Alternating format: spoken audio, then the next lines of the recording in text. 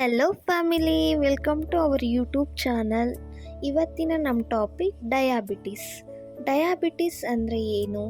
Diabetes ಬಂದರೆ ಜೀವ ಹೋಗುತ್ತಾ? ಹೋಗಬಹುದು.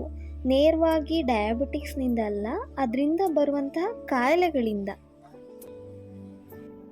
ನಾವು ತಿನ್ನುವ ಅಥವಾ ಊಟ ಮಾಡಿದ ನಂತರ ರಕ್ತದಲ್ಲಿ ಗ್ಲೂಕೋಸ್ ಲೆವೆಲ್ ಜಾಸ್ತಿ ಆಗುತ್ತೆ. ಆಗ ಪ್ಯಾಂಕ್ರಿಯಾಟಿಕ್ ಗ್ಲ್ಯಾಂಡ್ ಇನ್ಸುಲಿನ್ ಉತ್ಪತ್ತಿ ಮಾಡಿ ಗ್ಲೂಕೋಸ್ ಲೆವೆಲ್ ಕಂಟ್ರೋಲ್ ಮಾಡುತ್ತೆ.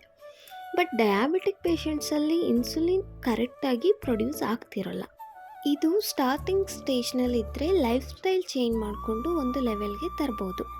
ಇನ್ಸುಲಿನ್ ಉತ್ಪಾದನೆ ಫುಲ್ ಸ್ಟಾಪ್ ಆಗಿದೆ ಅಂತಂದರೆ ಬಾಡಿ ಔಟ್ಸೈಡಿಂದ ಟ್ರೀಟ್ಮೆಂಟ್ ಕೊಡಬೇಕಾಗುತ್ತೆ.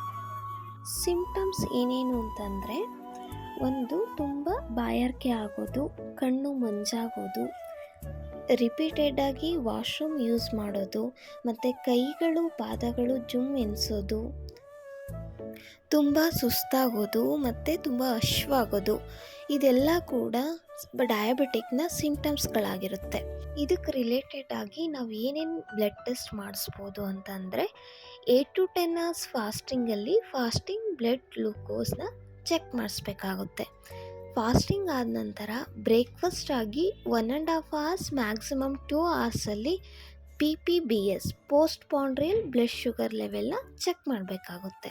HbA1c ಟೆಸ್ಟ್ ಮಾಡಿಸೋದ್ರಿಂದ 3 months ಆವ್ರೇಜ್ ಶುಗರ್ ಲೆವೆಲ್ನ ತಿಳ್ಕೊಬೋದು.